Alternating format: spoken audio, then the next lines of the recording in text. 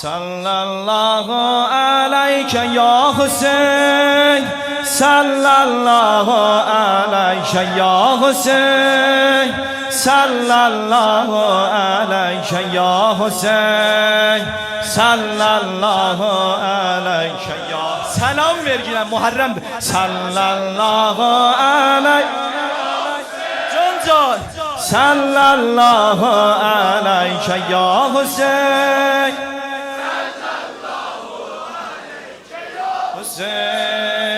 صلی الله علیک یا ابن الزهرا.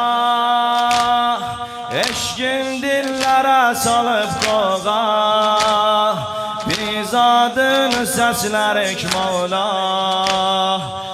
Sen aram dil Zahra, ya ibn Zahra.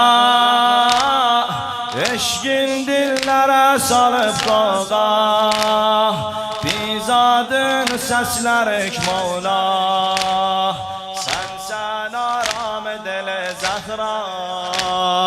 Allahu Ekber geldi matemin, Allahu Ekber başlandı gemin, Allahu Ekber şine sinesi dağlandı ağa tazedi gemin. Sallallahu aleyke ya can, sallallahu aleyke ya Hüseyin,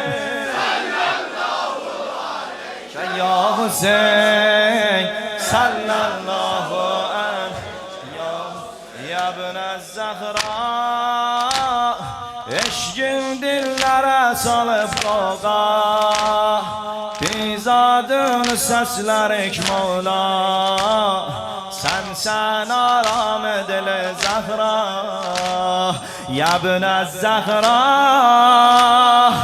Eşkin dillere salıp koğa, bizadın seslerik Mevla.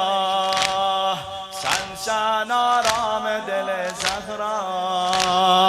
Allahu Ekber geldi matemin, Allahu Ekber başlandı gemin, Allahu Ekber geldi matemin, Allahu Ekber başlandı gemin. Allahu Ekber şiye sinesi dağlandı ağa tazedi gemin. Sallallahu aleyke ya, sallallahu